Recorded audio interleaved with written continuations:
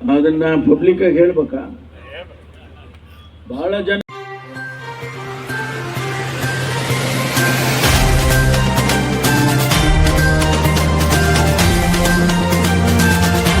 ₹10 ಲಕ್ಷ ಒಂದು ವೆಹಿಕಲ್ ಹೊಸ ಬೊಲೆರೋ ತಗೊಳ್ಳೋದಕ್ಕೆ ಅವರು ಗ್ರಾಂಟ್, ಅವರು ಏನು MLC ಗ್ರಾಂಟ್ ಇದೆ ಅದರಲ್ಲಿ ಕೊಡ್ತಾ ಇದ್ದಾರೆ ಅಂತ ಹೇಳಿ ಬಹಳ ಸಂತೋಷದಿಂದ ಹೇಳೋದಕ್ಕೆ ಬಯಸ್ತೀನಿ.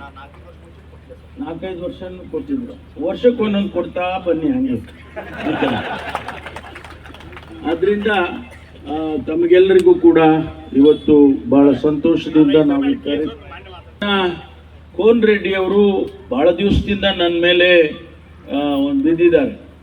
ಆ ಕೇಸ್ಗಳನ್ನು ವಾಪಸ್ ತಗೊಳ್ಬೇಕು, ಯಾವ ಕೇಸು ವಾಪಸ್ ತಗೊಳ್ಬೇಕು ಅನ್ನೋದ್ರ ಬಗ್ಗೆ ಸರ್ಕಾರ ಸಂಪುಟದಲ್ಲಿ ನಿರ್ಧಾರ ಮಾಡಬೇಕು.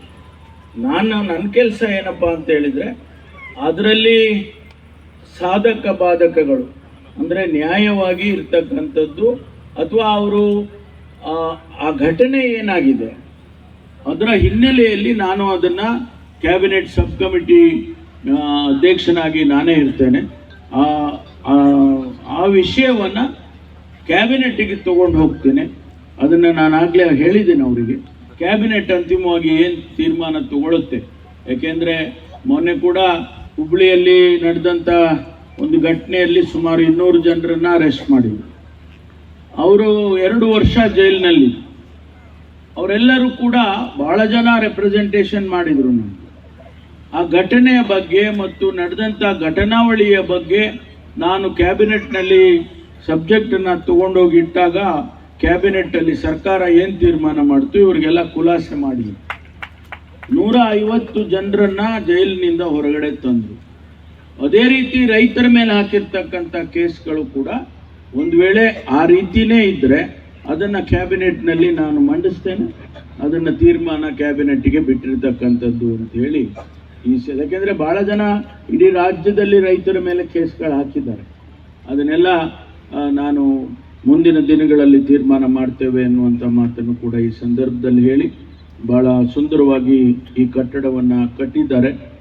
ನಂದು ಒಂದೇ ಆಸೆ ಅಥವಾ ನಾನು ಕೇಳೋದಿಷ್ಟೇ ನಮ್ಮ ಅಧಿಕಾರಿಗಳಿಗೆ, ಆ ಕಟ್ಟಡದಲ್ಲಿ ನ್ಯಾಯ ಸಿಗ್ತದೆ, ಆ ಕಟ್ಟಡದಲ್ಲಿ ನ್ಯಾಯ ಸಿಗುತ್ತೆ. ಯಾರು ನ್ಯಾಯ ಸಿಗುತ್ತೆ ಅಂತ ವಿಶ್ವಾಸದಿಂದ ಕಟ್ಟಡದ ಒಳಗಡೆ ಬರ್ತಾರೆ ಅವರು ಸಂತೋಷವಾಗಿ ನನಗೆ ಸಿಕ್ತು ನ್ಯಾಯ ಅಂತೇಳಿ ಹೊರಗಡೆ ಹೋಗಿ. ನಾನು ಯಾವಾಗಲೂ ನಮ್ಮ ಅಧಿಕಾರಿಗಳಿಗೆ ಹೇಳ್ತೇನೆ, ಒಳ್ಳೆಯ ಆಡಳಿತ ಅಂದರೆ ಏನು?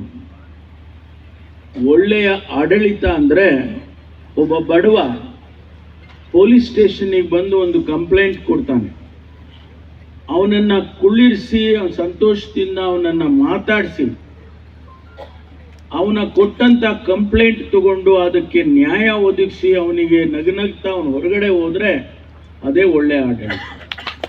ಆ ಒಳ್ಳೆಯ ಆಡಳಿತವನ್ನು ನಮ್ಮ ಅಧಿಕಾರಿಗಳು ಕೊಡ್ತಾರೆ ಈ ಕಟ್ಟಡದಲ್ಲಿ ಅಂತೇಳಿ ನಾನು ಆಶಿಸ್ತಾ ಇವತ್ತು ನಮಗೆ ಅವಕಾಶ ಮಾಡಿಕೊಟ್ಟಿದ್ದಕ್ಕಾಗಿ you must stop the drugs menace in this area. This is the target set for you. ಯಾಕೆಂದರೆ ಇದು ನಿಲ್ಲಬೇಕಿಲ್ಲ. ಮಕ್ಕಳು ಹಾಳಾಗ್ತಾ ಇದ್ದಾರೆ ರೀ, ಶಾಲೆಗೆ ಹೋಗೋರು, ಕಾಲೇಜಿಗೆ ಹೋಗೋರು. ಆ ಮಕ್ಕಳು ಶಾಲೆಗೆ ಹೋಗೋ ಮಕ್ಕಳಿಗೆ ಚಾಕ್ಲೇಟಲ್ಲಿ ಕೊಡ್ತಾರೆ. ಬಹಳ ಸಂತೋಷದಿಂದ ಮಾಡಿದೆ. ಈ ಕಾರ್ಯಕ್ರಮದಲ್ಲಿ ಉಪಸ್ಥಿತರಿರ್ತಕ್ಕಂಥ ನಮ್ಮೆಲ್ಲರ ಅಚ್ಚುಮೆಚ್ಚಿನ ಸಭಾಪತಿಗಳು, ಬಹುಶಃ ಲಿಮ್ಕಾ ರೆಕಾರ್ಡ್ಸ್ನಲ್ಲಿ ಇಡೀ ವಿಶ್ವದಲ್ಲೇ ಅತಿ ಹೆಚ್ಚು ಬಾರಿ ವಿಧಾನ ಪರಿಷತ್ತಿನ ಸದಸ್ಯರಾಗಿರ್ತಕ್ಕಂಥವರು ಯಾರಾದರೂ ಇದ್ದರೆ ಅದು ನಮ್ಮ ಬಸವರಾಜ ಹೊರಟ್ಟಿಯವರು. ಅವರಿಗೆ ನಾನು ಅಭಿನಂದನೆಯನ್ನು ಈ ಸಂದರ್ಭದಲ್ಲಿ ಹೇಳೋದಕ್ಕೆ ಬಯಸ್ತೇನೆ. ಈ ಕಾರ್ಯಕ್ರಮದ ಅಧ್ಯಕ್ಷತೆಯನ್ನು ವಹಿಸಿರ್ತಕ್ಕಂಥ ಮಾನ್ಯ ಹುಬ್ಬಳ್ಳಿ ಧಾರವಾಡದ ಶಾಸಕರಾಗಿರ್ತಕ್ಕಂಥ ಮಹೇಶ್ ತೆಂಗಿನಕಾಯಿರವೇ, ನವಲಗುಂದ ಶಾಸಕರಾಗಿರ್ತಕ್ಕಂಥ ಮಾನ್ಯ ಕೋನ್ ರೆಡ್ಡಿ ಅವರೇ, ವಿಧಾನ ಪರಿಷತ್ತಿನ ಶಾಸಕರಾಗಿರ್ತಕ್ಕಂಥ ಶ್ರೀ ಪ್ರದೀಪ್ ಶೆಟ್ಟರ್ ಅವರೇ, ಈಗ ತಾನೇ ತಮ್ಮನ್ನು ಉದ್ದೇಶಿಸಿ ಮಾತನಾಡಿದಂಥ ಶಾಸಕರಾದ ಮತ್ತು ಕರ್ನಾಟಕ ಕೊಳಚೆ ಅಭಿವೃದ್ಧಿ ಮಂಡಳಿ ಅಧ್ಯಕ್ಷರಾಗಿರ್ತಕ್ಕಂಥ ಶ್ರೀ ಪ್ರಸಾದ್ ಅಭಯ್ ಅವರೇ ಮತ್ತು ಬಾಲ ವಿಕಾಸ ಅಕಾಡೆಮಿಯ ಅಧ್ಯಕ್ಷರಾಗಿರ್ತಕ್ಕಂಥ ಸಂಗಮೇಶ್ ಅಪ್ಪಾಸಿ ಬಬಲೇಶ್ವರ್ ಅವರೇ, ನಮ್ಮ ಇಲಾಖೆಯ ಅವಕಾಶ ಕೊಡಬೇಕಲ್ವಾ? ಆ ಕಾರಣಕ್ಕಾಗಿ ನಾವು ಇದನ್ನು ಬದಲಾವಣೆಗಳನ್ನು ತಂದಿದ್ದೇವೆ. ಪೊಲೀಸ್ ಸ್ಟೇಷನ್ಗಳು ಹೇಗಿರಬೇಕು? ಹಿಂದೆ ಆ ಕಾಲದಲ್ಲಿ ಪೊಲೀಸ್ ಸ್ಟೇಷನ್ಗೆ ಹೋಗೋದಕ್ಕೆ ಭಯ ಬೀಳುವಂಥ ವಾತಾವರಣ ಅದು ಹಾಗೆ ಇರಬೇಕಾ? ಪೊಲೀಸ್